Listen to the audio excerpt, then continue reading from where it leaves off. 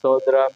இந்த மகிமையான இந்த நேரத்திலே கதாவை மீண்டுமாக இந்த வெள்ளி நாளிலே ஆண்டவரே உமக்குள்ளாக உம்முடைய ஒவ்வொரு செய்திகளை நாங்கள் ஆராய்ந்து வர்ற நாங்கள் இன்றைய நாளிலே நீர் அனுப்பின ஒரு தீர்க்கதரிசியை குறித்து அவருடைய வாழ்க்கையை குறித்து கதாவை நாங்கள் அறிந்து எங்களுடைய வாழ்க்கையோடு அதை ஒப்பிட்டு பார்த்து கதாவை நீர் எப்படியாக அந்த மனிதனை தெரிந்து கொண்டு எப்படியாக நீர் அழைத்து எப்படியாக உம்முடைய சேவையை செய்தீர் என்ற அந்த காரியங்களை நாங்கள் அறிந்து கொள்ள இந்த நாட்களை நீர் எங்களுக்கு கொடுத்த அந்த கிருபைக்காக உமக்கு ஸ்தோத்திரம்.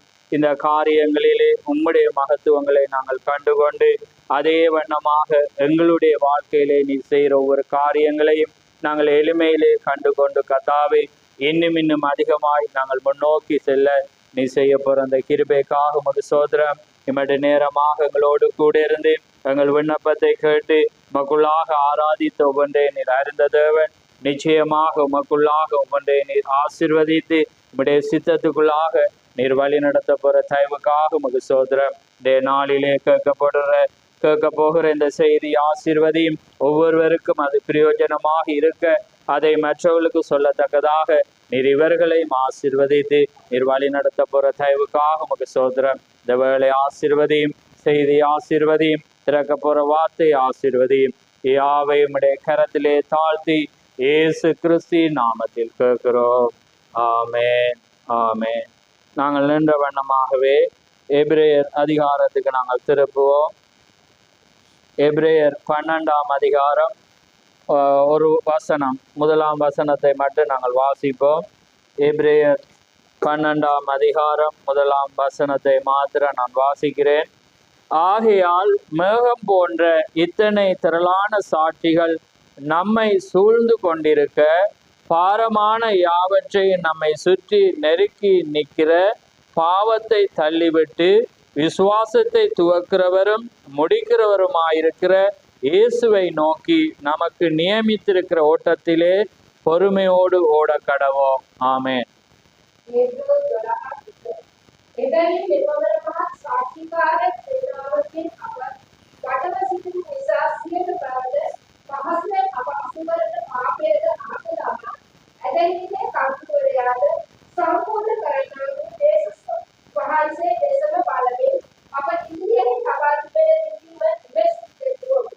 ஆமென், ஆமென். யாவரும் அமர்ந்திருங்கள்.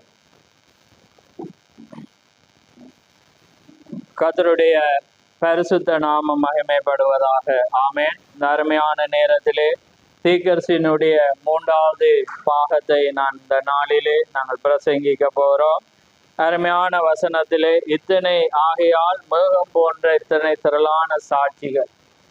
அதே போல இன்றைக்கு தீர்க்கதரிசியுடைய சாட்சிகளை குறித்து நாங்கள் பார்த்து எங்களுடைய அந்த ஓட்டத்திலே நாங்கள் இயேசுவை நோக்கி ஓடத்தக்கதாக எங்களுடைய விசுவாசத்தை துவக்கிறவரும் முடிக்கிறவரும் ஆகிய அவரிடத்திலே நாங்கள் பொறுமையோடு ஓடத்தக்கதாக இந்த காரியங்களை நாங்கள் எடுத்து வருகிறோம். அதனாலே இந்த காரியங்கள் எப்பொழுது நான் முன்னமே சொன்னது மாதிரி நாங்கள் எப்பயுமே முன்னுக்கு இருக்கிறத நோக்கி பார்ப்போம். இப்போ நடக்கிறத நாங்கள் எப்பயுமே பார்க்கறது இல்லை. அப்போ அதனால என்னுடைய ஊழியத்தில் ஆரம்ப நாட்கள்ல இருந்து இந்த செய்தியை குறித்து காரியங்களை சொல்லும் போது எல்லாரும் என்ன தீர்க்கதரிசியுடைய காரியங்களை நாங்கள்டா பைபிளை தான் பேசுவோம், ஏன்னா தீர்க்கதரிசியுடைய புத்தகத்தை தான் கொண்டு போகிறோம், அப்படி பிறலான காரியங்கள் இருக்கு. ஆனால் அது அவருடைய ரெவலேஷன் வெளிப்பாடு குறைவாக இருக்கிறபடினால தான் அவங்க அப்படி பேசினாங்க. ஆமென். அதே போல இந்த சபையார் அப்படி இல்லை என்றாலும் மற்றவங்களுக்கு நீங்க இதை அறிஞ்சாதான் சரியாக சொல்லலாம். ஏன்னா நாங்க எப்பயுமே பாருங்க வேதத்துல என்ன தீர்க்கதரிசி ஆகிய மோசே, தீர்க்கதரிசி ஆகிய எலியா, தீர்க்கதரிசி ஆகிய மிகாயா, ஏன்னா அப்படி தீர்க்கதரிசியை சொல்லுவோம். இவரை சொல்ல வரக்குள்ள எங்களுக்கு கொஞ்சம் என்ன எங்களுக்கு அந்த மீனிங் இங்க இல்லை, வெளியாக்களுக்கு எப்படி இருக்கும் அது கஷ்டமாக இருக்கும். ஆனா இதுதான் சத்தியமா இருக்கிறது. ஆமென். இதை எல்லாராலும் கொண்டு வர முடியாது.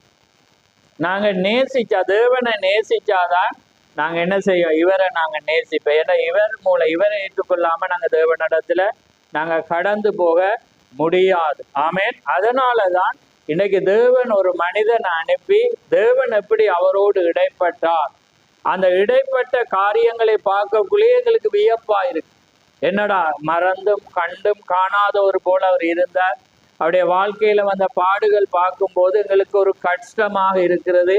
ஏன்னா நாங்க ஒரு காலத்துல கிறிஸ்தவத்தை அப்படி நினைச்சிருந்தோம். ஏன்னா நாங்க வருத்தம் வருது, நாங்க நீ தேவனை தேடாதலதான் வந்துச்சு. ஏன்னா அப்படி எங்கட அம்மாங்க சொல்லுவாங்க, உறவுகள் சொல்லுவாங்க, சபையார் சொல்லுவாங்க, நாங்களும் என்ன அப்படி சொல்லுவோம். ஏன்னா இல்லாட்டி இந்த பாடல்ல நீ விடிய தேடாதல்லதான் உனக்கு சோதனை அப்படியெல்லாம் சொல்லுவோம். ஏன்னா அது யதார்த்தம், அது சத்தியம், மாறாது.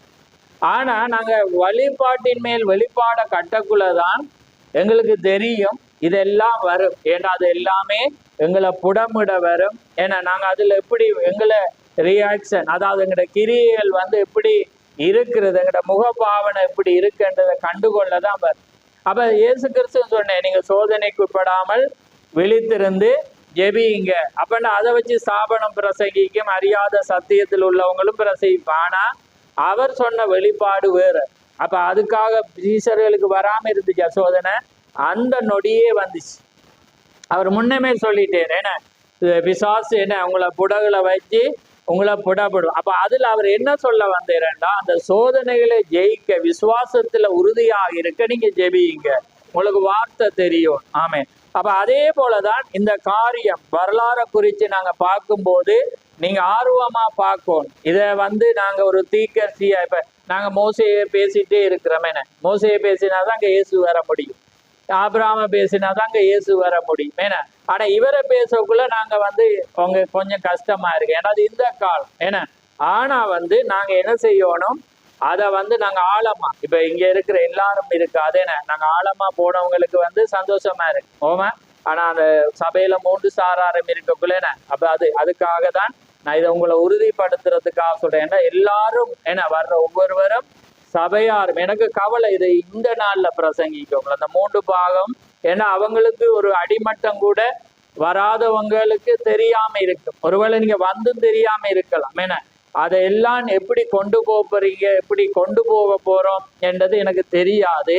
ஆனா தேவன் தான் அது வெளிச்சமா இருக்கணும். என ஆனா நீங்க எல்லாரும் அறியணும் என்றது என்னுடைய வாஞ்சி. அப்பதான் நீங்க நின்று பேச துணிஞ்சு என ஒவ்வொரு காரியங்கள், ஏன்னா அவருடைய வாழ்க்கையை வந்து நாங்க அறியணும். அப்ப அதனாலதான் நாங்க எப்பயுமே இன்றைக்கு இந்த காலத்துக்குரிய தீர்க்கதரிசியை வச்சு எங்களோட பார்க்கல. ஏன்னா இது இந்த காலம் 20ஆம் நூற்றாண்டின் தீர்க்கதரிசி. ஏன்னா ஒவ்வொரு காலத்திலும் வரக்குள்ள வந்து ஒவ்வொரு உபத்திரவங்கள் வித்தியாசமா இருக்கு, ஒவ்வொரு மனிதர்கள் வித்தியாசம். ஆனா இப்ப பார்க்கக்குள்ள இந்த நவீனத்தோட பார்க்கக்குள்ளதான் அது எங்களுக்கு ஆழமா எண்ணும் பேர். ஏன்னா இப்ப நாங்க பார்ப்போம், ஆபிரகாமோட மனைவி இப்படி இருந்த, அவ சபைக்கு அடையாளம் இப்படி இருந்த, ஆபிரகாம் கிறிஸ்துக்கு அடையாளம், எலிசியர் இப்படி அடையாளம். நாங்க இதை அவரையும் வச்சு இதையும் வச்சு கொண்டு போகக்கூடாது.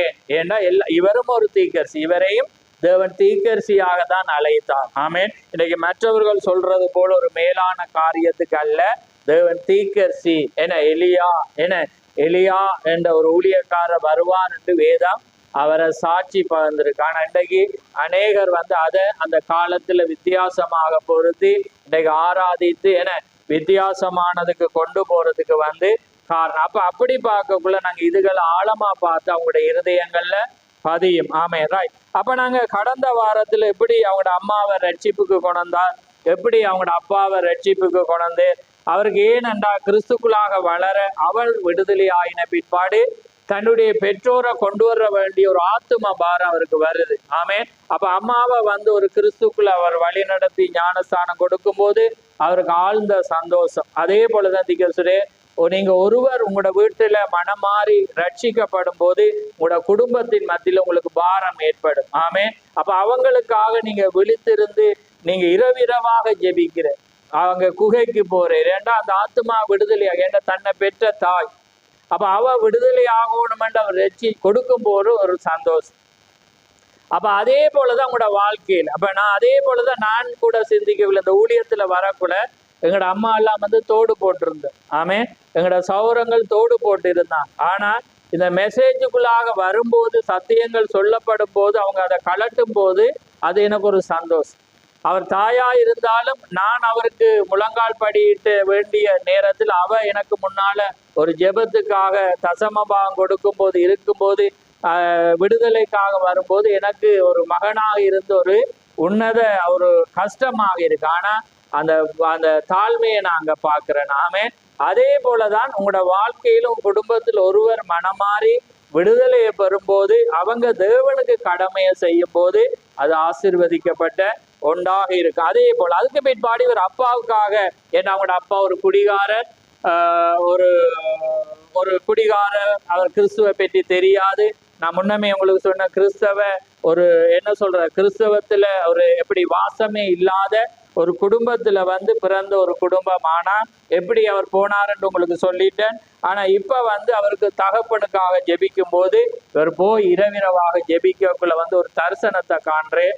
அங்க அந்த தரிசனத்துல வந்து இந்த படம், இந்த இயேசு கிறிஸ்து அவர் காண்றேன். பார்க்கும்போது அவருக்கு ஒரு ஆச்சரியமாக அந்த முகத்துல ஒரு அழகு, அந்த முகத்துல ஒரு எப்படி சொல்ற ஒரு வல்லமை, அந்த முகத்துல வந்து அந்த கண்ணை பார்க்கும்போது அவ்வளோ ஒரு வல்லமை, அது மற்றவர்களை சுட்டெரித்து கவரக்கூடியதாக இருக்கும்போது அவர் சொல்றே தேவன மகத்துவத்தை அவர் சொல்றே, அவ்வளோ ஒரு வல்லமையான ஒரு தேவனை அவர் காணும் போது அவருக்கு ஒரு மகிழ்ச்சி.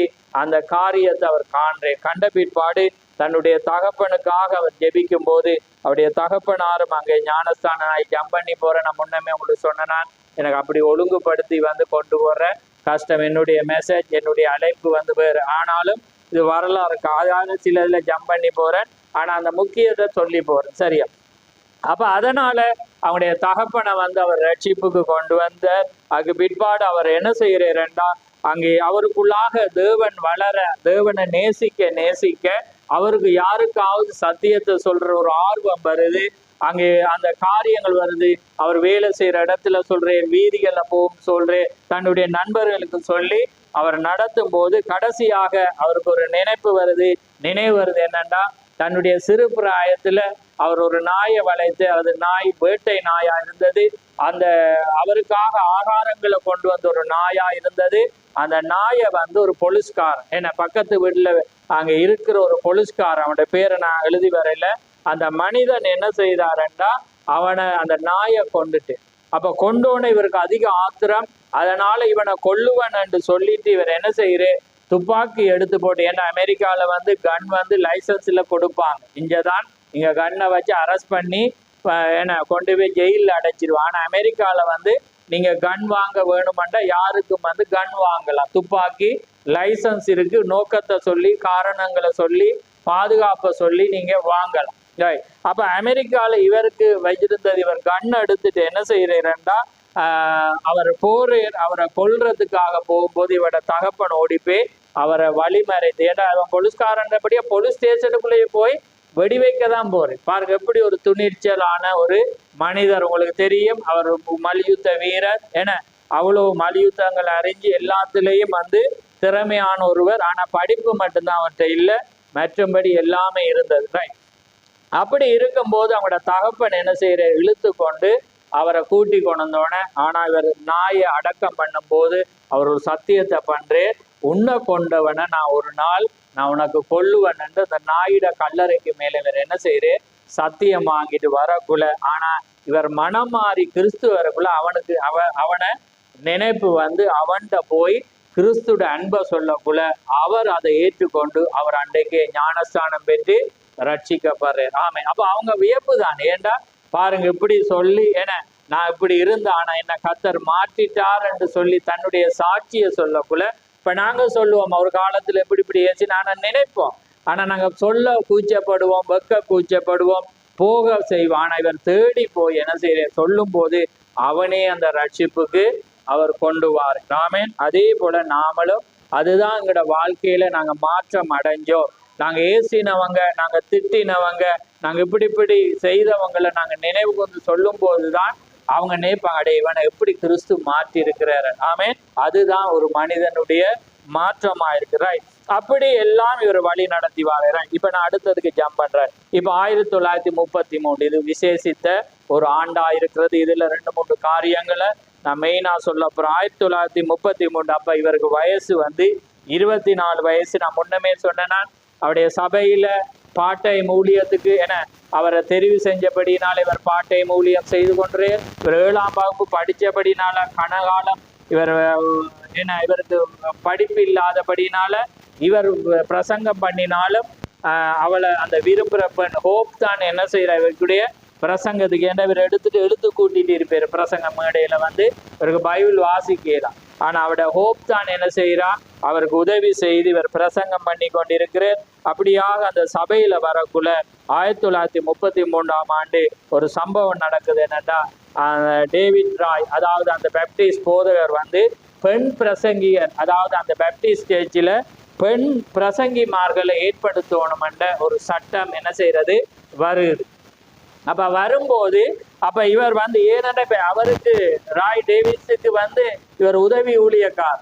அப்ப உதவி ஊழியக்காரருக்கு இவர் உற்சாகமான ஆர்வம் உள்ளபடினால இவருக்கு ஊழியத்தை கொடுத்துட்டான். என்ன புதுசா வந்தாலும் அவருக்கு கொடுத்துட்டான். அப்ப கொடுத்த பிற்பாடு இவர்கிட்ட போய் பாஸ்டர், மெயின் பாஸ்டர் போய் சொல்றேன், நாங்க இன்றைக்கு நைட் வந்து நாங்க பெண் பிரசங்கிகளை அபிஷேகிக்க பண்ண போறோம், நீரும் வரவன் வேண்ட ஒரு பாட்டை மூலியம் தானே.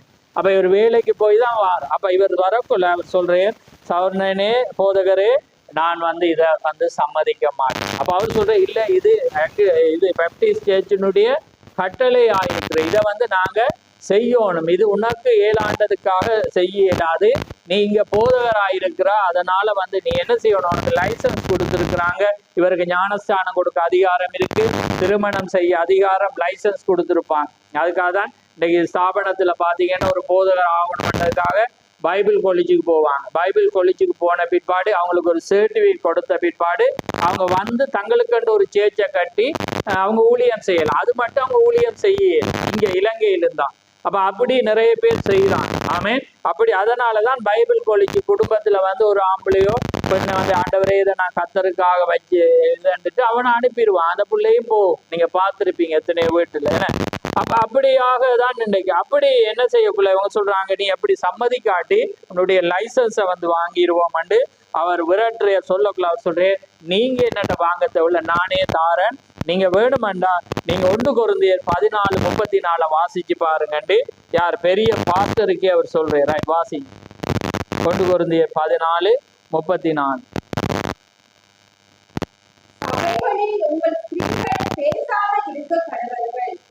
பேசும்படிக்கு அவர்களுக்கு உத்தரவில்லை, அவர்கள் அமர்ந்திருக்க வேண்டும், வேதமும் அப்படியே சொல்லுகிறது. ஆமென். அப்ப அவர் சபைகளிலே உங்கள் ஸ்திரீகள் பேசாமல் இருக்க கடவர்கள், பேசும்படி அவளுக்கு உத்தரவில்லை, அவர்கள் அமர்ந்திருக்க வேண்டும், வேதமும் அப்படியே சொல்லுகிறேன்னு சொன்னோன்னா அவர் சொல்றேன், இல்ல பில்லி என்ன பில்லி பிரனா அவங்க அந்த சோட்டா பில்லி என்று தான் அவரை கூப்பிடுவாங்க. ரைட். அப்ப கூப்பிடக்குள்ள அவர் சொல்றேன், அப்படி இல்லை, அந்த சபையில அந்த பவுல் போற சபையில எல்லாம் பின்னால பொம்பளைகள் கொஞ்சம் இருக்கு, தங்களோட வீட்டு கதையெல்லாம் கதைச்சிட்டு இருப்பாங்க. அதுதான் இங்க பவுல் சொல்றேன், இவர் ஒரு கதையை விடுறது. ஏன்னா அவங்க அப்படிதான் தாபனம் சொல்லுவாங்க. ஏன்னா நீங்க கேட்டா அப்ப அவங்க சொல்றாங்க, பின்னாலே எல்லாம் கொஞ்சம் பொம்பளை எல்லாம் இருந்து கூட்டம் கூடி கதைக்கிறேன். என்ன அப்படிதான் வசனம் அப்படி பாக்குறோம். ஏன்னா சபையிலே உங்கள் ஸ்திரீகள் பேசாமல் இருக்க கடவுள், பேசும்படி அவளுக்கு உத்தரவில்லை, அவர்கள் அவர்கள் அமர்ந்திருக்க வேண்டும் என்று வேதம் சொன்னோன்னே இவர் அப்படி சொல்ற. அப்ப அவர் சொல்றாரு, அப்படி இல்லைன்னு ஒரு ஆர்கியூமெண்ட் பண்ணிட்டு, அப்படியானா 1 தீமோத்தேயு 2:12-15 வாசிங்கன்னு இவர் அங்க சொல்ற. பாருங்க செய்தி, இவர் தேவன் யாரும் இவருக்கு சொல்லல, அந்த பரிசுத்த ஆவியை பாருங்க. ஆமே. அப்ப பாருங்க வேதம், அதான் நீங்க வேதம் வாசிக்கணும். ஆமே. வேதம் வாசிக்கக்குள்ளதான் உங்களுக்கு கிளிக் ஆகும் டக் டக்குன்னு. ஆனா இவருக்கு தடுமாறுறார், கஷ்டப்படுறார். ஆனா பாருங்க தேவன் எப்படி அதை வாசி. 1 தீமோத்தேயு 2:12-15. உபதேசம் பண்ணவும் புருஷனின் அதிகாரம் செலுத்தவும் ஸ்திரீயானவளுக்கு நான் உத்தரவு கொடுக்கிறதில்லை, அவள் அமைதலாய் இருக்க வேண்டும். என்னத்தினாலெனில் முதலாவது ஆதாம் உருவாக்கப்பட்டான், பின்பு ஏவாள் உருவாக்கப்பட்டாள். மேலும் ஆதாம் வஞ்சிக்கப்படவில்லை, ஸ்திரீயானவளே வஞ்சிக்கப்பட்டு விருத்தனுக்கு உட்பட்டாள். அப்படி இருந்தும் தெளிந்த புத்தியோடு காணும். அப்ப பாருங்க, உபதேசம் பண்ணவும் புருஷன் மேல் அதிகாரம் செலுத்தவும், இங்க பாயிண்ட்டுக்கு வந்துட்டு அவர் என்ன சொன்ன, பின்னால பொம்பளைகள் கதைக்கிறானதான் அது சொன்ன. அப்ப இதுக்கு என்ன சொல்ல போறீங்க பாருங்க. அவர் பாஸ்டரோட இவர் என்ன செய்யறாரு, வார்த்தையை குறித்து வந்து ஆர்கியூமெண்ட். ஆனா அவர் பெரிய ஒரு பாஸ்டர், திரளான ஜனங்களுக்கு ஒரு பெரிய ஒரு, இவர் வந்து சின்ன ஒரு ஆள். ஆனா இவர் என்ன செய்யறேன் சொல்லக்குள்ள பாருங்க, உபதேசம் பண்ணவும் புருஷன் மேல் அதிகாரம் செலுத்தவும் ஸ்திரீயானவளுக்கு நான் உத்தரவு கொடுக்கிறது இல்லை, அவள் அமைதலாயிருக்க வேண்டும். என்னத்தெனில் முதலாவது ஆதாம் உருவாக்கப்பட்டான், பின்பு ஏவாள் உருவாக்கப்பட்டாள். மேலும் ஆதாம் வஞ்சிக்கப்படவில்லை, ஸ்திரீயானவளே வஞ்சிக்கப்பட்டு மீறுதலுக்கு உட்பட்டாள். அப்படி சொல்ல. ஏண்டா தேவன் ஆரம்பத்துல 2 பேருக்கும் கொடுத்திருந்த ஈக்குவல். அந்த பவரே ஈக்குவல் தான். பொம்பளையும் பிரசங்கிக்கலாம், இது டைரக்டா வந்து செய்யலாம் எதுவும். ஆனா இழக்கப்பட்டோன தேவன் என்ன செய்யற, அந்த சுதந்திரத்தை எடுக்கிற. இனி அவ என்ன செய்யலாது, பிரசங்கிக்க இயலாம். சபையில பாஸ்டராகவும் இருக்க இயலாது, பிரசங்கிக்கவே மேலும். அப்ப பாருங்க இப்படிப்பட்ட ஒரு கார். அப்ப அதெல்லாம் வந்து அதுக்காக என்ன செய்யறேன், அவர் சொல்றேன் இதை நீங்க செய்வீங்கன்னா நான் இனிமேல் இந்த சபையில இருக்க மாட்டேன். பாருங்க எப்படி இதை நான் பார்க்கக்குள்ள நான் சிந்திச்சேன். அப்ப அதே போலதான் எங்களோட வரலாறுக்கு நாங்க வரும்போது இந்த சபையிலையும் அப்படி இருந்துச்சு, என பெண் பிரசங்கி. அப்ப யோசுவா பிரர் இந்த சபையை விட்டு பிரிஞ்சு போனேன்டா, எதுக்காக பிரிஞ்சு, இந்த மெயின் ஏனண்டா அந்த ஆதிக்கங்கள், பெண்ணுடைய ஆதிக்கங்கள் இருக்கும்போது அவர் அந்த ஆதிக்கங்களை கேட்டு சில காரியங்கள் நடைபெறக்குள்ள அவர் என்ன செய்து பிரிந்து போய் என்ன செய்த ஒரு சபையை ஏற்படும். அதே போலதான் பிரண்ணா. அதே போலதான் என்னுடைய ஊழியத்திலையும் எழும்பும் போது பாத்தீங்கன்னா இன்றைக்கு நடக்கிற வெள்ளி ஆராதனை வந்து பெண்களால வழிநடத்தப்பட்ட ஒரு ஆராதனை. ஆமே. அப்ப பாருங்க, ஏன்னா இது நமது கடந்த காலத்தை பேசவோ சரித்திரம், ஏன்னா நீங்க வேதத்தை செய்தியை நீங்க பாக்குறவங்களுக்கு தெரியும், ஒரு மனிதன் சொல்லாட்டி என்னொன்று தெரியாது.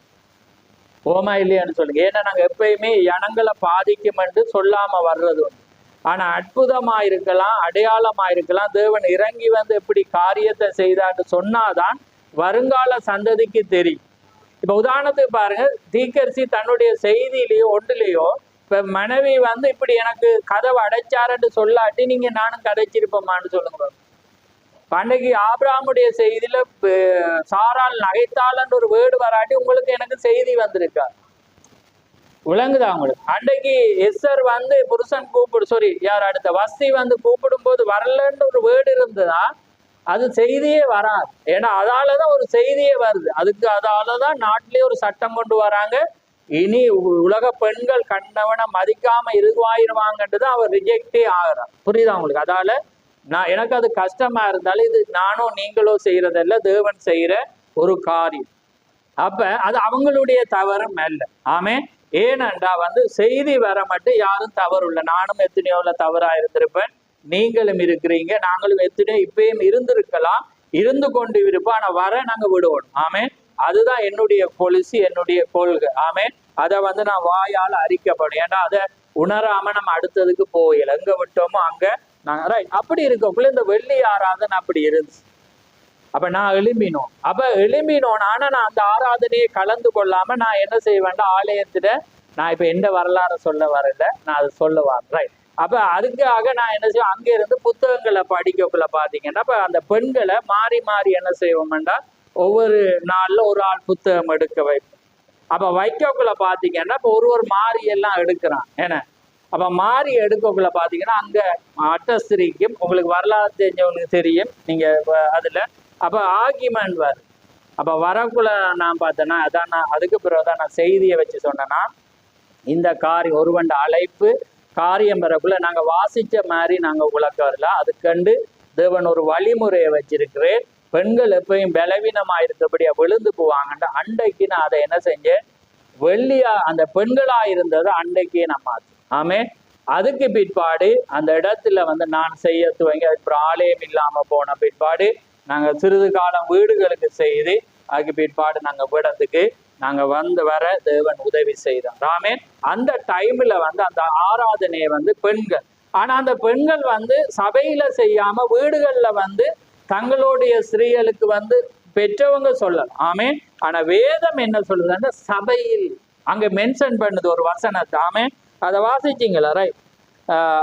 அங்க முன்னுக்கு என்ன பேச சபையில உபதேசம் பண்ணவும், அதாவது ஒரு ஸ்திரீ உபதேசம் பண்ணவும் புருஷன் மேல் அங்க முன்னுக்கா வந்துச்சது பாரு, சபையில் பேசாமல் இருக்கிற. ரைட். அதுல என்ன அப்ப பாருங்க, அதை தான் திகழ் சொல்லி அந்த சபையில வந்து அவங்க என்ன செய்யல, வார்த்தையை குறிச்சு அவங்க இன்னொருவருக்கு சொல்லி கொடுக்க இயலாண்டோன தான் அதை என்ன செய்யப்பட்டுச்சு, அந்த காரியம் வந்து வந்துச்சு. அப்ப அது போன பாருங்க, அது ஏனண்டா அந்த வார்த்தைக்கா அது அவங்களை அவமதிக்கல, அது அறியாத ஒரு காலம். அப்ப அவர் என்ன செய்ய, அப்ப பிரண்ணாம் அந்த பேப்டிஸ்ட் சபையிலிருந்து வெளியேறின என்ன காரணம், பெண் பிரசங்கிகளை ஏற்படுத்தும் போது அவர் சொல்லிட்டு சாரி என்று சொல்லிட்டு அவர் என்ன செய்யறேன்டா, அந்த சபையை விட்டு அந்த லைசன்ஸை தூக்கி கொடுத்துட்டு அவர் என்ன செய்யறேன்டா அந்த இடத்துல வாரேன். அப்ப அவங்க சொல்றாங்க, டேவிஸ் ஒரு நல்ல ஒரு மனிதன், அவர் சொல்ற எங்களுக்குள்ள ஆர்கியூமெண்ட் வேண்டாம். ஆமே, அவர் சொல்ற எங்களுக்குள்ள ஆர்கியூமெண்ட்னா பிரண்ணாமம் சொல்ற எங்களுக்கு வேணாம்னு இருவரும் என்ன செய்யறாங்க, சமாதானமாக வந்து பிரிகிறாங்க. அது ஒரு கிறிஸ்தவனுக்கு இருக்கணுமா இல்லையா? அது ஏதாவது ஒரு வசனம் இருக்கா சொல்லுங்க, அது தெரியும். அப்பதான் டக் டக்குன்னு கனெக்ட் ஆகி போ. என்ன ஆதியாமத்திலே ஒன்று வருது, அதுக்கு முன்னுக்கு வருது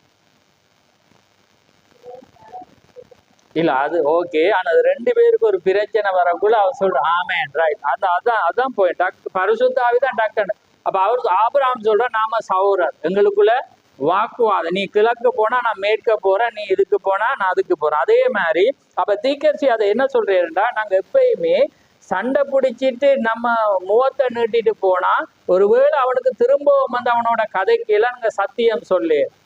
ஆனா நாங்க அங்க சௌரராக பிரிஞ்சா ஒருவேளை அவன் எங்களை சந்திப்பங்களை கதைக்க கூச்சப்பட மாட்டான். ஏன்னா அவன் சந்திக்கக்குள்ள எங்களுக்கு ஒரு சந்தர்ப்பம் கிடைக்கக்குள்ள நாங்க அவனுக்கு என்ன செய்யலாம், சத்தியம் சொல்லலாம். அப்ப அதனால ஆர்கியூமெண்ட் மூலம் தேவனை அறிய இயலாதுன்றது தீக்கசி கண்டுகொள்றது. அதனால நம்ம இனி ஆர்கியூமெண்ட் அந்த சுவிசேஷ சொல்ல வரக்குள்ள நிறைய இடத்துல சண்டை வருது, ஆர்கியூமெண்ட். அப்ப அவர் அமர்ந்திருந்து யோசிக்கிறேன், இந்த ஆர்கியூமெண்ட் மூலம் தேவனை நம்ம காட்ட இயலாது, விசுவாசத்து அது தேவன் தான் அதை திறக்கணும். நாங்க சொல்லுவோம் கேட்காட்டி ஆக்கே சவரனே என்று நம்ம கையை குலுக்கிட்டு நம்ம என்ன செய்வோம், வருவோம். அப்ப அது போல நானும் நீங்களும் அங்க என்ன செய்ய, நாங்க இப்போ ஒரு சாட்சிகளை பார்த்து வாரோம், அது என்னுடைய வாழ்க்கையில உங்களோட வாழ்க்கையிலும் என்ன செய்யணும். வரக்குள்ள அவங்க என்ன செய்யறாங்க, பிரிந்து போனார்கள்.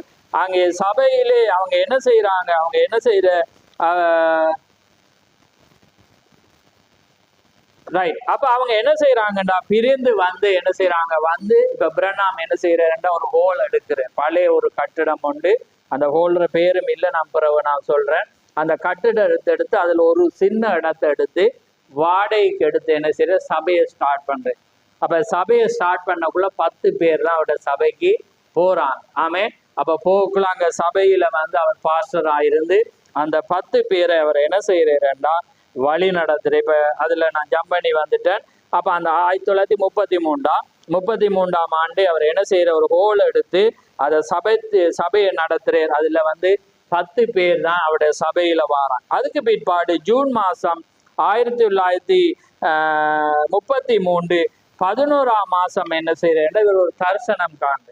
ஜூன் மாசம் 11ஆம் தேதி 1900, அதாவது இவர் எழுப்புதல் கூட்டம் 2 வாரத்துக்கு புக் பண்ணிட்டு அதுக்கு முன்னால இவர் என்ன செய்யறாருண்டா ஒரு தரிசனத்தை காண்றார். அந்த தரிசனம் தான் உங்களுக்கு தெரியும், என்ன 7 தரிசனம். அந்த 7 தரிசனம் தெரியும் தானே, அந்த 7 விஷன், அந்த உலகத்தின் முடிவுல இயேசு கிறிஸ்து வர்றதுக்கு முன்பாக இந்த 7 விஷனும் வந்து என்ன செய்யணும், நடைபெறணும். 1930 இதுதான் ஒரு மெயினான ஒரு கட்டம்.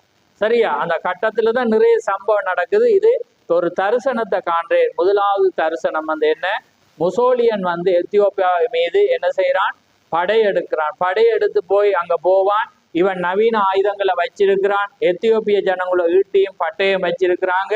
அதனால என்ன செய்யறான், இவன் போய் இலகுவாக அதை ஜெயிக்கிறான். ஆனா அவன் இறுதியில வந்து மர்மமான ஒரு முடிவை அவன் சந்திப்பான் என்ற ஒரு காரியத்தை அங்கே தீக்கசிக்கு தேவன் அதை தரிசனத்துல காண்ற. 2வது தரிசனம் வந்து ஜெர்மனியர்கள் அமெரிக்காவோடு போர் செய்வார்கள். போர் செய்கிற வேளையில அந்த மதிர்ச்சுவர், பெரிய போர்டர் சுவர் ஒன்று இருக்கு, ஏன்னா அதுல வந்து கட்டி இருக்கிறாங்க, இங்கால அங்கால போகாதபடி அந்த சுவர் அண்டையில பெரிய ஒரு சுவரை கட்டுவாங்க. பெரிய ஒரு யுத்தம் ஏற்படும். ஆரம்பத்துல ஜெர்மனிகள் கை ஓங்கும், பிற்பாடு அமெரிக்கா வந்து ஜெயிக்கும். முடிவுல ஹிட்லர் வந்து ஒரு மர்மமான முறையில மரணம் அடைவான் என்ற ஒரு காரியத்தை வந்து காண்று. அதே போல பாருங்க, இது நடக்க முன்பு, சரியா, நடக்க முன்பே ஹிட்லர் அப்போ ஒரு கொடூர ஆள் இல்லை, முசலி வந்து அப்போ கொடூரமானவன் இல்லை. ஆனா இவங்க என்ன செய்யறாங்க, நடக்க முன்பே ஏன்னா அவங்க எல்லாமே சரித்திரக்காரர். அப்ப அதனால ஏன் இந்த விஷன் வாருதுன்றதுக்கு பிறகு நீங்க பாப்பீங்க, அந்த 3வதுல கண்டுகொள்வீங்க.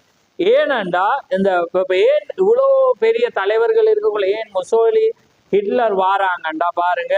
அதுக்கு பிற்பாடு 3வது விஷன்ல வந்து தேவன் என்ன செய்ய, உலகத்தை காட்டுறேன். அந்த உலகத்துல காட்டும் போது என்ன நடக்கும், 3 ஆவிகள் வந்து உலகத்தை ஆளுகை செய்வதாக காட்டுறேன். அதுல வந்து பாசிசம், நாசிசம், கம்யூனிசம். ரைட்டா? அந்த பாசிசம், நாசிசம், கம்யூனிசம் என்ற 3 ஆவிகள் அதான் தவளைப்பு கொப்பான 3 அசுத்த ஆவிகள். நம்ம எடுத்திருக்கேன், என்ன ஆழமா நாங்க எடுப்போம். அப்ப பாருங்க, அந்த 3 தவளை கொப்பான அசுத்த ஆவிகள் இந்த முழு உலகத்தை ஆளும்.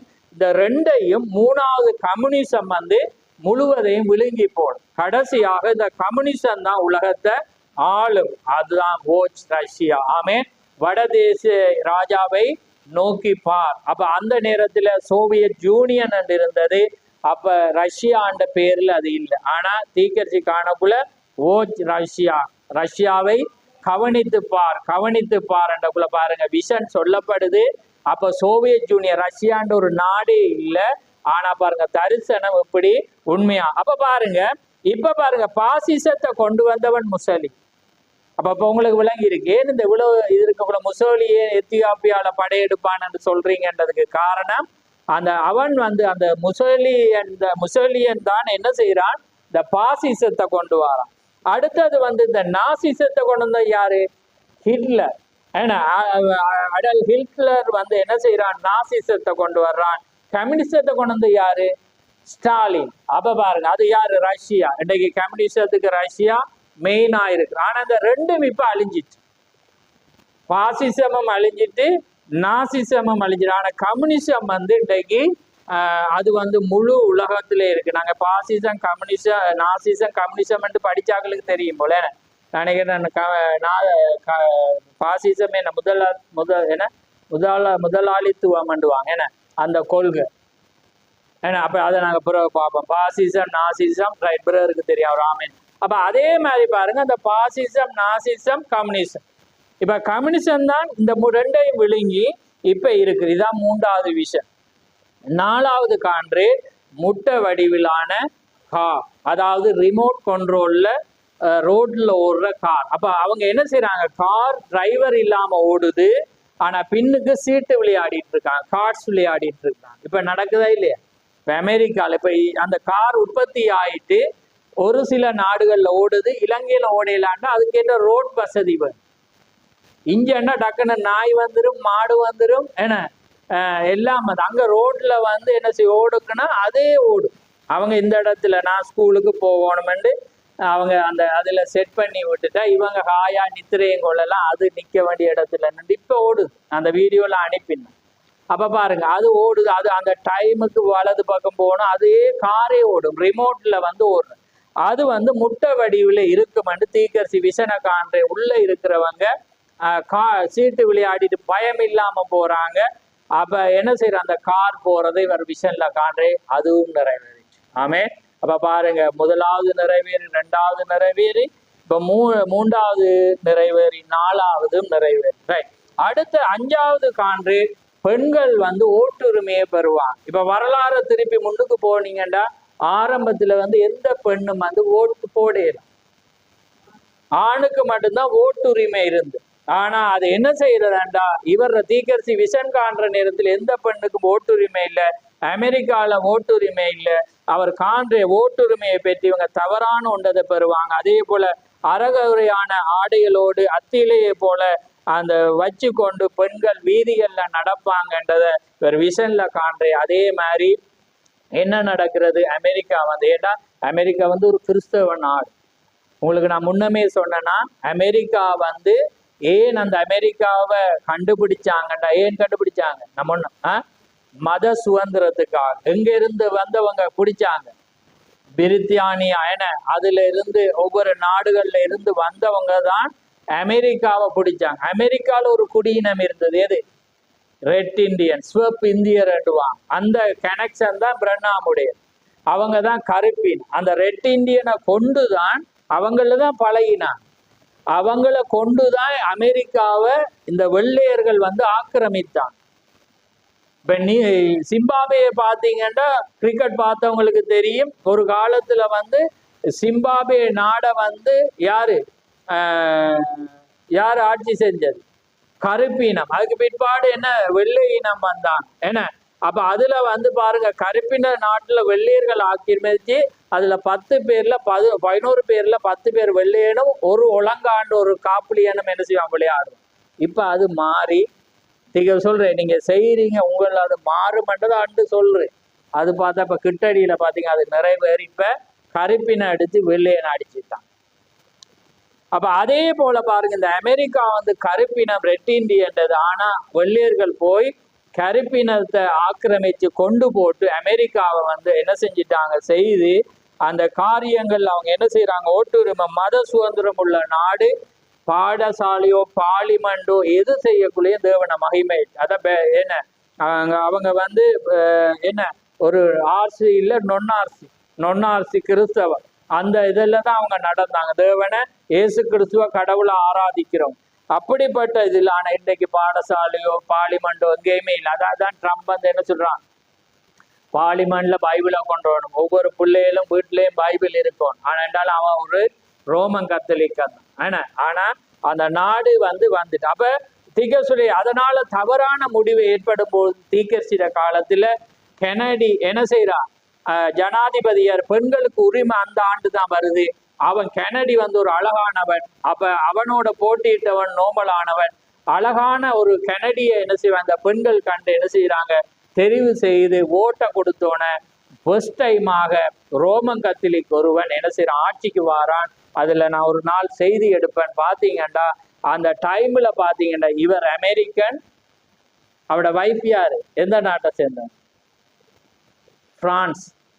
விளங்குதா? அவங்க தான் உலகத்துல பாவம் நாகரிகம் தோண்டினது வந்து பிரான்ஸ் தான். ஏன்னா அந்த கிழக்கிந்திய இதுல கிழக்குல இருந்து தான் அது மேற்குக்கு வரும் நாகரிகம்.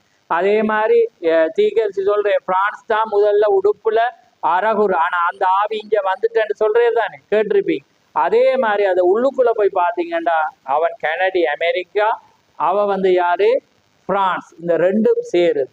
அப்ப வேதத்துல அவங்கள தீக்கர்சி ஒப்புற யாருக்கு, ஜோசபேல் ஆகாப்புக்கு. ஆகாப் வந்து ஒரு யூதன், இவள் வந்து அடுத்த என்ன அஞ்ஞான தேசத்திலிருந்து ஒரு அழகுள்ளவள், விக்கிராராதனை உள்ளவள், தன் அலங்கரிக்கிற ஒருவளை இவன் விவாகம் பண்றான். வந்தோன இந்த பிரான்சுடைய கலாச்சாரம் எங்க வருது, அமெரிக்காவுக்குள்ள பாருங்க. அப்ப தீக்கர்சியுடைய காலத்திலேயே என்ன செய்யுது, அது நெருங்குது. அதாவது 6வது அங்க போகுது, ரைட்.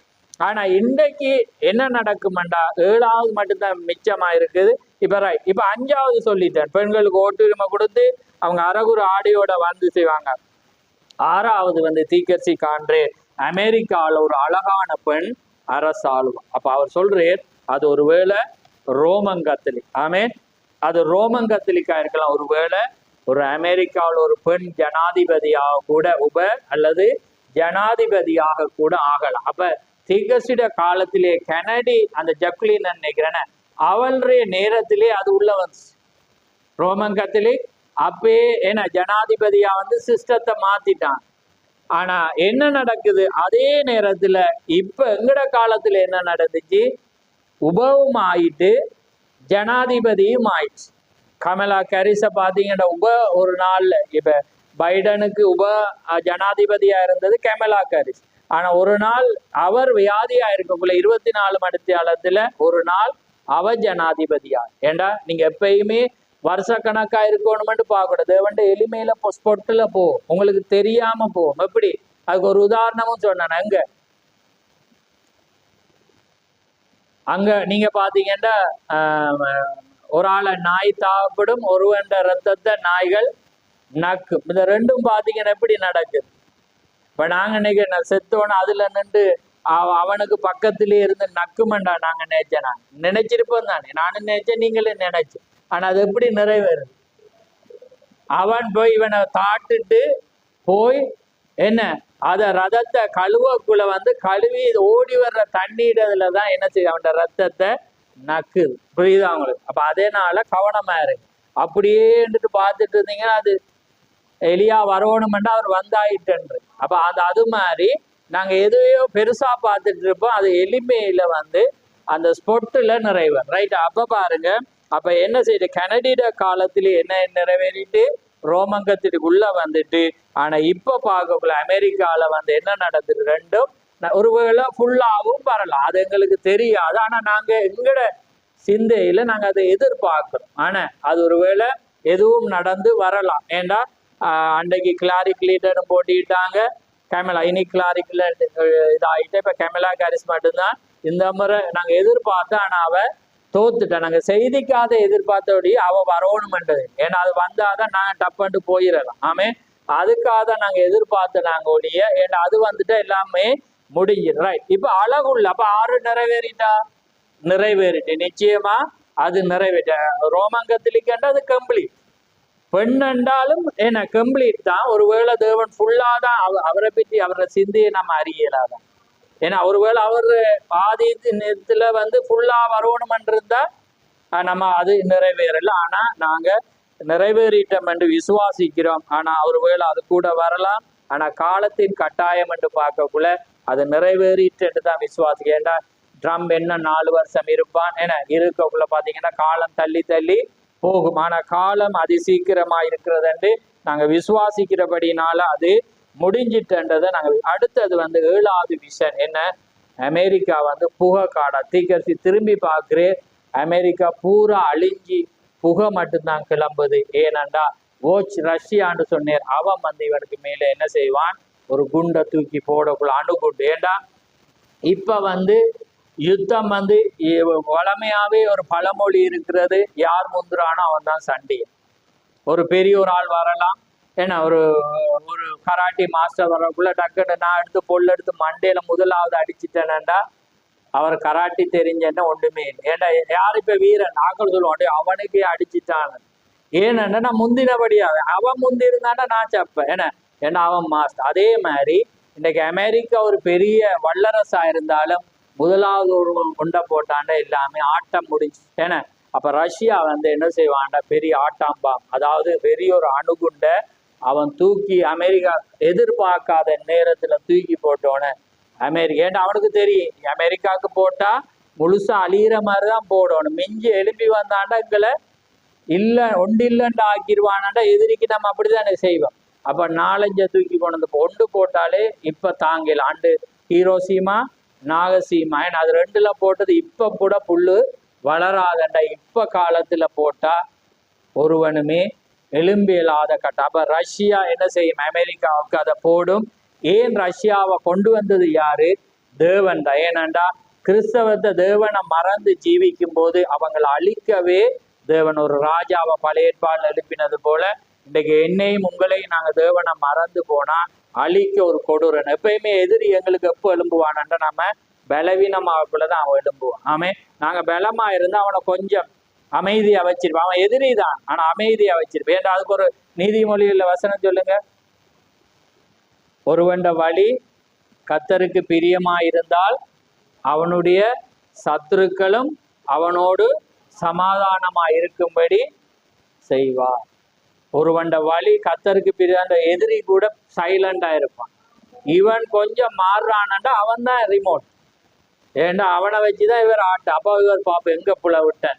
ஏன்னா இவருக்கு வரக்குள்ள அதான் வியாதி. தீக்கரிசி சொல்றேன், நாம பலவீனம் அல்லது தேவனை அறியாம இருக்கிறோம். நம்ம இருக்கிறோம்னு நினைச்சிட்டு அறியாம இருந்தாலும் எது வியாதையான பேர். ஏன்னா நம்ம மூல நிலைக்கு திரும்ப. ஏன்னா நாம அந்த தேவனை அந்த டைம்ல என்ன செய்யணும், கண்டுகொள்ளணும். ரைட், அப்ப ரைட் நான் ஸ்பீடா போறேன். ரைட், அப்ப பாருங்க 7 விஷயம் உங்களுக்கு ஞாபகமா இருக்கணும். அதான் நான் இந்த முறை சொன்னேன்னா உங்களுக்கு கேள்வியே 1000 கேள்வி வரும். ஏன்னா நிறைய பாயிண்ட்ஸ் வந்து வருது இந்த தீக்கரிசி. ரைட், ஏன்னாண்டா இது நீங்க தெரிஞ்சுதான் ஆகும். ஏன்னா சில இடங்கள்ல பார்க்கல, நீங்க தெரியும் மற்றவங்களோட இலங்கையை பொறுத்தவரை நீங்க பேச இருந்தாலும் சில ஸ்தாபனங்கள் அச்சா தோடம்பலம் உரிக்கிற மாதிரி அன்றைக்கு கேட்ட செய்தியை சொல்லுவான். ஏன்னா பிரசங்கியார் சொல்லாததையும் சொல்லி விட்டுருவாங்க. ஏன்னா அவ்வளோ ஒரு வெளிப்பாட்டுல வந்து அடிச்சு சொல்லுவாங்க. அப்ப நம்ம யோசிக்கிறோம் இவ்வளவு கேட்டாங்களாம். அப்ப நாம வந்து இங்க அப்படி செய்த தலையங்கம் என்னென்றாலே சொல்ல மாட்டாங்க, அதிகாரம் என்றாலே சொல்ல மாட்டாங்க. ரைட், அப்ப அப்படி இருக்கக்கூடாது. ரைட், அடுத்ததுக்கு வருவோம். ரைட், இப்ப என்ன செய்யறேன்டா, பெரிய எழுப்புதல் கூட்டத்தை நடத்துறேன். கொஞ்சம் ஆரம்பது 2 வாரம் என்ன செய்யறேன், கூட்டத்தை நடத்துறேன். நடத்தக்குள்ள வந்து ஜனம் கொஞ்சம் கொஞ்சமா வர. ஏன்னா இவருக்கு 10 பேர் தான் சபையிலே. ஆனா இவர் விசுவாசம் உள்ள ஒரு தைரியம் உள்ள ஒரு மனிதர். அதனால ஒரு பெரிய ஹோல் எடுத்து கூட்டத்தை நடத்த ஒரு நாள், ஏன்னா 2 வாரம் 14 நாள் அப்படியே நடத்த கடைசியா வரக்குள்ள பாத்தீங்கன்னா 1000 பேர் அப்படி பல்லாயிரம் பேர் என்ன செய்யறாங்க கூட்டத்துக்கு வர துவங்கிட்டாங்க. வந்த பிற்பாடு அவர் சொல்றே, நீங்க இதுல யார் உண்மையாவே இயேசு கிறிஸ்துவை ஏற்றுக்கொண்டு அவரே சொந்த இரட்சகராக ஏற்றுக்கொண்டு அவரே ஒரே தேவன் என்று ஏற்றுக்கொண்டு யாரெல்லாம் அவருடைய நாமத்தினால ஞானஸ்தானம் பெற வரப்போறீங்கன்னொன்னே அங்க 200 பேர் ஒரே நாள்ல அங்க போயிட்டு வரப்போகுது. அதுக்காக ரைட். அப்ப அதுல என்ன செய்யறாங்க, ஏன்னா இந்த 1033 தான் என்ன நடந்தது, நிறைய நடந்துச்சு. அதுலதான் அக்கினி ஸ்தம்பமே முதல் முறையாக என்ன செய்யுது, இறங்கியும் வரப்போகுது. ரைட். அப்ப என்ன நடக்குது, அவர் என்ன செய்யறார், அந்த ஒஹாயா நதி அமெரிக்கால வந்து நயகரா என்ன நீர்வீழ்ச்சி என்றுவாங்க என்ன, அதுலதான் அவர் ஹனிமூனுக்கும் அங்க போறேன் தீக்கர்சி. அதே நேரம் அது மகத்தான், இன்னைக்கு டூரிஸ்ட் போனா அந்த நதியை பார்க்காம வர மாட்டாங்க. அப்ப இவர் மனதில் நினைக்கிறார், அன்னைக்கு தேவன் யோர்தான் நதியில அந்த மகத்தான தேவன் இறங்கி வந்து ஞானஸ்தானம் கொடுத்து, அதே போல இந்த நதியை அவர் அந்த வண்ணமாக புனிதமா நினைக்கிறேன். ஏன்னா அதுலதான் இவர 200 பேருக்கு வந்து இந்த இடத்துல, ஏன்னா இதை நோட் பண்ணி கொள்ளுங்க, நான் ஏன் சொல்ல வரப்போறேன். ரைட். அப்ப அந்த டைம்ல வந்து அவர் என்ன செய்யறேன், அந்த நதியை அவ்வளோ ஒரு புனிதமா, ஏண்டா எப்பயுமே அங்க தேவன் அவர் சொல்றாரு அதுல ஞானஸ்தானம் கொடுக்க, ஆண்டவரே நான் இந்த மனிதனுக்கு ஜலத்தினால கொடுக்குறேன், ஆனா நீர் இவனுக்கு நீர் பரிசுத்தாவியினால கொடுக்கணும். ஏன்னா அவர் தான் பரிசுத்தாவியில கொடுக்கலாம். இப்ப நான் வந்து தண்ணியாலதான் ஒருவனை தாப்பேன், ஆனா அவர் தான் பரிசுத்தாவியினால அக்கினியினால ஞானஸ்தானம் கொடுத்து உங்களுக்கு பரிசுத்தாவிய தாரவ அவர். அப்ப அந்த இடத்துல கொடுக்கும் போது தேவன் இறங்கி வருது. ஆமே. அப்ப அதனாலதான் இவர் என்ன செய்யறா, அந்த நேரத்துல இவர் நினைக்கக்குள்ள பாக்குறேன், நான் முந்தி ஜம்ப் பண்ணி போறேன்னா இதை பேசு, எனக்கு ஓர்டர் பண்ணி சொல்லாதபடியா அதை விட்டுருவேன். அதுக்காக ஏன் அந்த உங்களுக்கு ஒரு பாயிண்டுகள் தேவைதான். அப்பதான் நீங்க ஒவ்வொரு சந்தர்ப்பம் ஒன்று நடக்கக்குள்ள எல்லாமே உற்று நோக்கிட்டு இருப்பீங்க, இப்படி நடக்குதா, இப்படி நடக்குதா, இப்படி செய்யுதா. அப்ப அதே போல பாருங்க, அப்ப அந்த நேரத்துல பாத்தீங்கன்னா தண்ணி கலங்குது. அப்ப இவர் பார்க்கிறேன், அந்த தண்ணியை பார்க்குற கண்ணாடி மாதிரி இருக்கு, நல்ல சுத்தமான தண்ணி. அமெரிக்காவில் வந்து சுத்தமான நீர்வீழ்ச்சிகள் இருக்கு, அதுல இந்த ஒஹாயா நதி வந்து அப்படி அந்த நல்ல கண்ணாடி மாதிரி இருக்கு. ஆனா இவர் கொடுத்த ஒன்றுக்குள்ள பாத்தீங்கன்னா அந்த 14வது நபர் கொடுக்கல பாத்தீங்கன்னா தண்ணி கலங்குது. அப்ப அதுக்கு யாராவது சொல்லுவீங்க? Very good. அந்த பெதேஸ்தா இவர் பைபிள வாசி, ஏன்னா அவர் எதுவும் நடந்தாலும் பைபிள தான் பார்ப்போம். ஏன்னா பைபிள்ல தான் ஜோடி இருக்கு நாங்க காண்ற அதை பார்க்கறதுக்கு.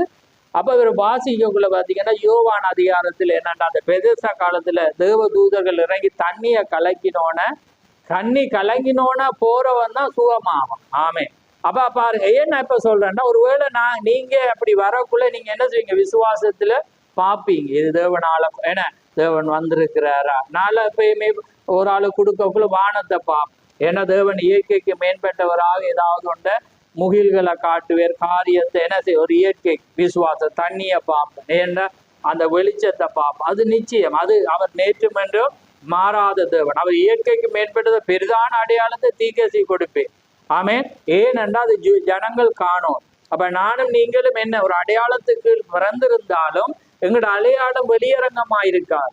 எனக்கும் அவருக்கும் உங்களுக்கும் தேவனுக்கும் தான் தெரியும். ஆனா இதை நீங்க சொல்ல கூச்சப்படுவீங்க, என்னடா நான் பெரிய ஆளா என்ன சொல்ல வெளிக்கிறேன்னு சிந்திச்சிருவேன். ஆனா உங்களுக்கு காட்டுவேன், உங்களுக்கு காட்டு, ஏன்னா அவர் எளிமை. ஆனா தீர்க்கதரிசி என்பது எல்லாருக்கும். ஆமே. அப்ப அது பகிரங்கமா காட்டப்படும். அப்ப உங்களுக்கும் எனக்கும் அவர் காட்ட சொன்னா காட்டுவேன். ஆனா அதை நாங்க கூச்சப்படுவோம், என்னடா கூட்டினவர் எங்கேயோ போறேன், இவர் அடுத்த 8வது தூதனன்று காட்ட போறாரு. ஆனா எல்லாத்தையும் நீங்க உங்களை வச்சு கொள்ளுமே எங்களையும் என்ன, அப்ப பிரதரை விட பெரிய ஆளுன்னு நான் காட்ட பிரதர் நினைச்சிருவேன்னு சொல்ல. அப்படி இல்லை, அது சத்தியம். அவர் நேற்றும் என்றும் மாறாத தேவன். ஆமே. நீங்க எதை கேட்டாலும் அவர் செய்வேன், ஆனா அது பகிரங்கமாக இருக்காது. ஆமே. அது உங்களை உறுதிப்படுத்ததான் அவர் செய்வேன். ஆமே.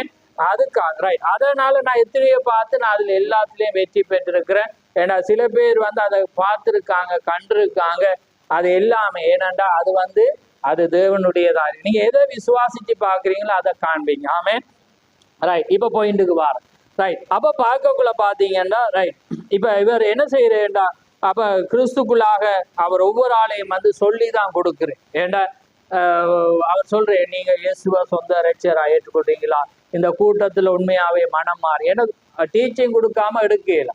அப்ப எங்கட அப்பா யாருன்னு கொடுக்கலாம், இப்ப ஸ்தாபன பிதாக்குமாரன் கொடுக்க. அவ கேட்கிறேன், நீங்க இயேசுவ சொந்த ரட்ச, ஏன்னா இயேசுதான் தேவன். ஆமே. அந்த வண்ணமாக சொல்லி என்ன செய்யறார், அவர் அங்கே கொடுக்கிறத நாங்க பார்க்கிறோம். ஆமே.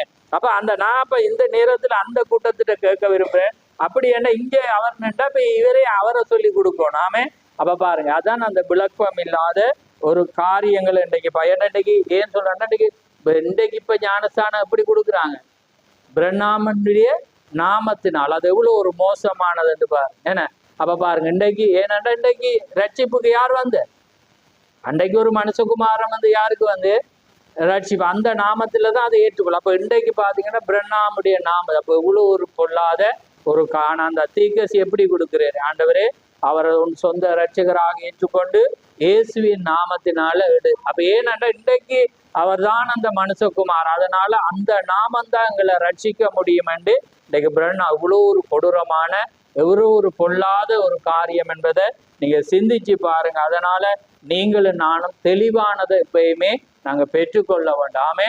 அதுக்கு தான் நான் எப்பயுமே ஆயத்தமாயிருக்கிறேன். யாரையும் குற்றப்படுத்துவோ குறை கொள்றதுங்கிற காரியம் அல்ல, சத்தியத்தை நம்ம அறிவது தான் எங்களுடைய மேன்மையாயிருக்கிறது. ஆமே.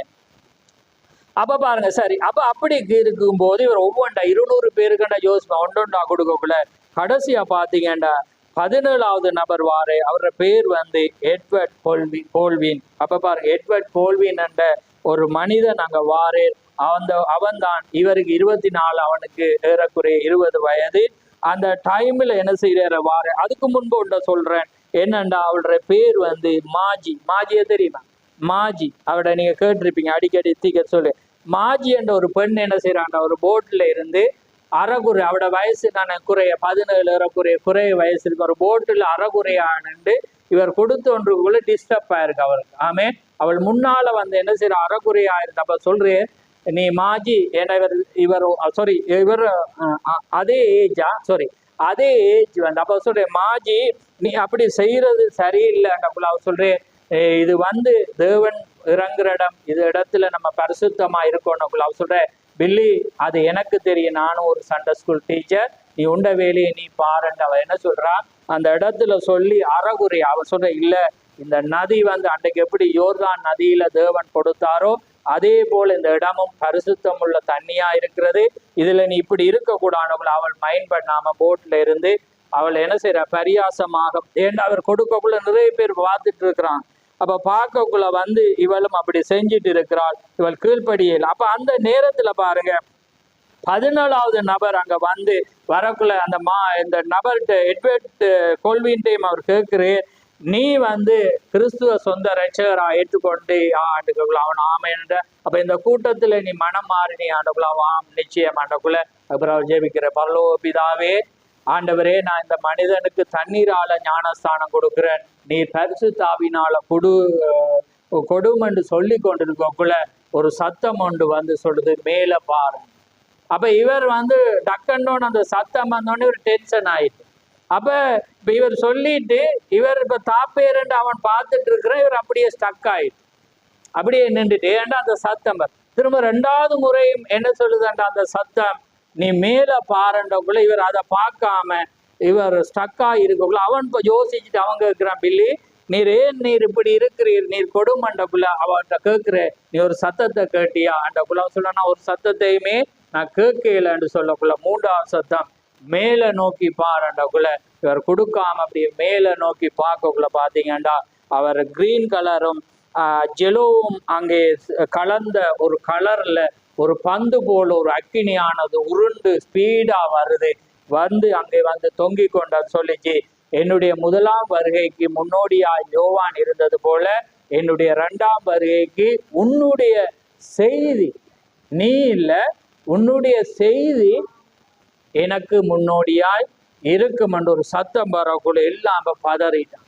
இப்ப இவர் எல்லாரும் அப்செட் ஆயிட்டாங்க. முதல் சத்தத்தை யாரும் கேட்கல, 2வது பகிரங்கமா இந்த அக்கினி வந்து ஒரு சத்தம் தூதன் இறங்கி வந்து அப்பதான் முதலா அந்த அக்கினியும் காண்டு தூதனையும் காண்டு அது இறங்கி வந்து பெரிய மாபெரும் சத்தத்தோட சொல்லக்குள்ள எல்லாரும் பாக்குறாங்க. பார்த்து, ஏன்னா எப்பயுமே தீர்க்கதரிசி தேவன் அடையாளப்படுத்து, எல்லாம் மாஜில இருந்து எல்லாருமே என்ன செய்யறாங்க, திடுக்கிட்டு பார்த்து அங்கே இங்கே ஓடுறாங்க. ஏதாவது ஒரு அதிசயம் தான்.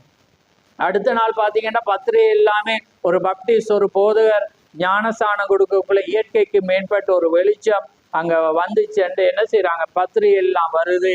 அப்ப இவர் என்ன செய்யறா, குடுக்கக்குள்ள அந்த அந்த டைம்ல பாருங்க சத்தம் எல்லாம் வருது.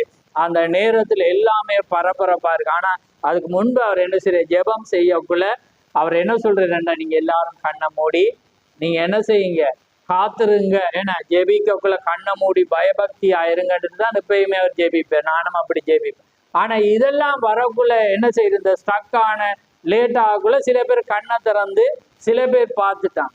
பார்த்தவங்க வந்து சத்தத்தை எல்லாரும் கேட்டாங்க, கண்ணை திறந்தவங்க பார்த்துட்டாங்க. ஆனா அங்க ஒரு பெண்,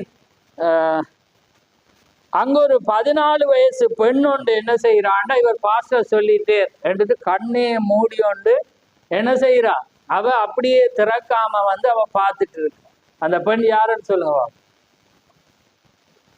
அப்ப அந்த டைம்ல எல்லாம் ஓடுறாங்க, ஆனா இவ திறக்கல. அங்க ஆரவாரம் ஏற்படுது, பரபரப்பு ஏற்படுது, எல்லாமே இருந்து. ஆனா இப்ப பாஸ்டர் சொல்லிட்டு அதனால கண்ணை திறக்க கூடாது. அந்த பெண் தான் பாத்தீங்கன்னா மேடா.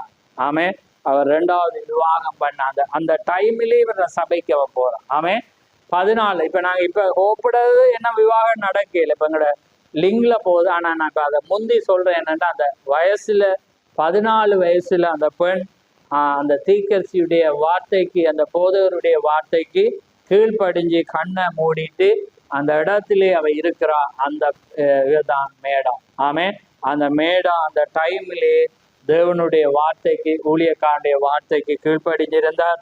அந்த டைம்ல தேவனுடைய காரியம் வரக்குள்ள சொல்ல.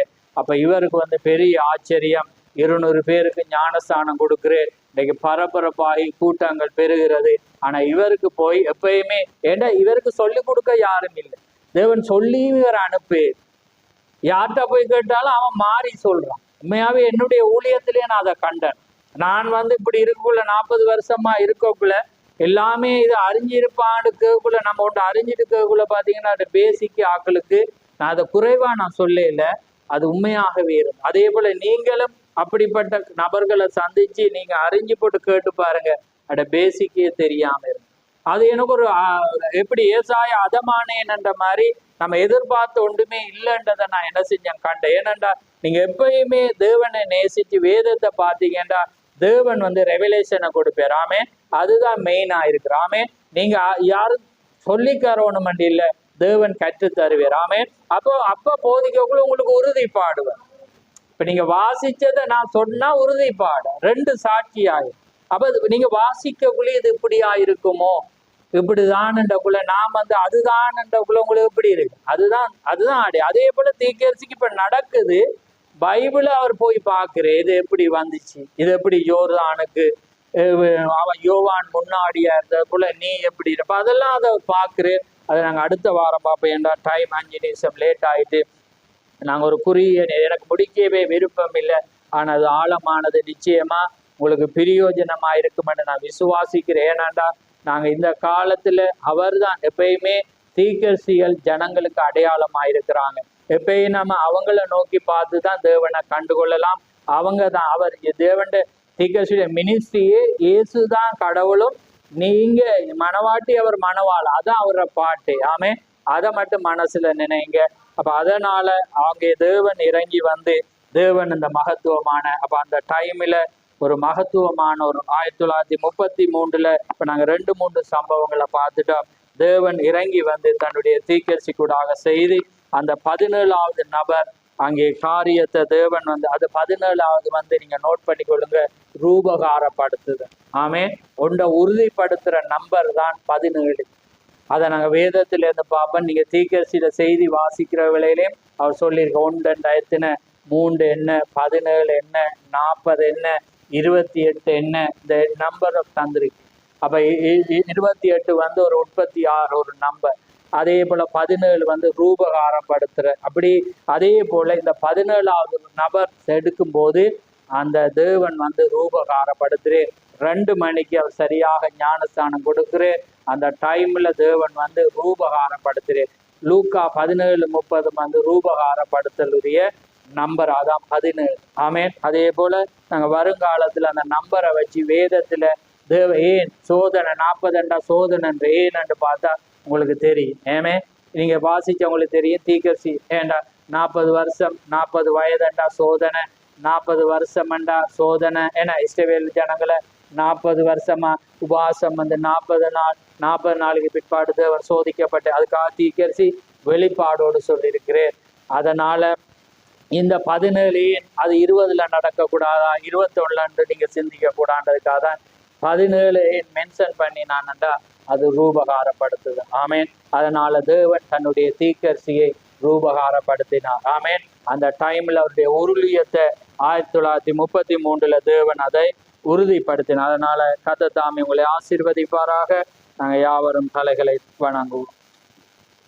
நன்றி ஆண்டவரே, நன்றி கர்த்தாவே, மது ஸ்தோத்திரம் ஸ்தோத்திரம் ஆண்டவரே, சர்வலவரே, கோடான கொடி ஸ்தோத்திரம் அப்பா பிதாவே, மது ஸ்தோத்திரம் ஆண்டவரே, ஜீவனுள்ளவரே, மது ஸ்தோத்திரம் ஸ்தோத்திரம், நேற்றும் என்று மாறாதவரே, மது ஸ்தோத்திரம் ஸ்தோத்திரம் ஸ்தோத்திரம் ஸ்தோத்திரம். மகா பரிசுத்தமுள்ள பிதாவே, இந்த மகிமையான இந்த நேரத்துக்காக மது ஸ்தோத்திரம். இந்த மகிமையான இந்த நேரத்திலே கர்த்தாவே, ஒரு அழகான ஆண்டவரே ஒரு காரியங்களை நீர் அனுப்பின தீர்க்கதரிசியுடைய வாழ்க்கையிலிருந்து உம்முடைய வேதத்தோடு வேதத்தை அறிய கர்த்தாவே ஆண்டவரே, உம்முடைய தீர்க்கதரிசிக்குள்ளாக நீர் வார்த்தையாக இருந்து பேசினதை ஆண்டவரே அவர் அறியாமலே அந்த பெண்கள் சபையிலே போதிக்க கூட அந்த வார்த்தை அழகாக எடுத்து கர்த்தாவே ஒவ்வொரு காரியங்களை பேசினதை இன்றைக்கு நாங்கள் வார்த்தையோடு அறிந்து கர்த்தாவே நாங்களும் கற்று இன்னொரு மனிதனோடு பேசும்போது, பெண்கள் பேசும்போது, பெண்கள் சபையில் இருக்கும்போது அப்படிப்பட்ட சபைக்கு அப்படிப்பட்ட போற சபையிலுடைய ஜனங்களுக்கு சொல்லத்தக்கதாக நாட்களிலே நீர் எளிமையிலே எங்களோடு பேசின அந்த மகத்தான அந்த கிருபைக்காக உமக்கு ஸ்தோத்திரம். எப்பொழுது நீர் எளிமையிலே மறைகிற தேவன், அதனாலே எளிமையிலே இன்றைக்கு அநேக ஜனங்கள் காண தவறுகிறதை நாங்கள் பார்க்கிறோம்.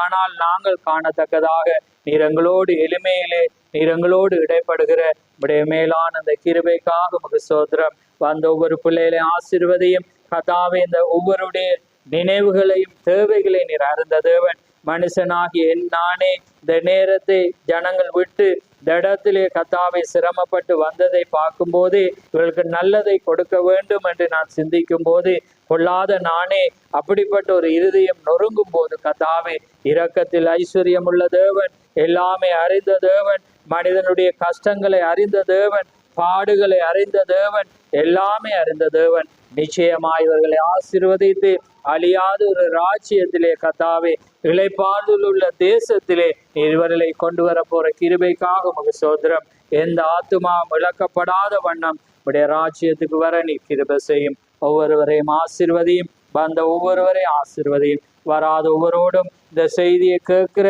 உத்தம இருதயங்களோடு நீர் ஆசீர்வதித்து அவர்களையும் தாங்கி வழி நடத்தும். யாவை எம்முடைய கரத்திலே தாழ்த்தி இயேசு கிறிஸ்துவின் நாமத்தில் கேட்கிறோம். ஆமென் ஆமென். என் ஆத்துமாவே கர்த்தரை சோத்ரி, என் முழு உள்ளமே அவருடைய பிரஸ்நாமத்தை சோத்ரி. என் ஆத்துமாவே கர்த்தரை சோத்ரி, அவர் செய்த சகல உபகாரங்களையும் மறவாதே. ஆமென் ஆமென். கர்த்தர் தாமே உங்கள் ஒவ்வொருவரையும் ஆசீர்வதிப்பார்.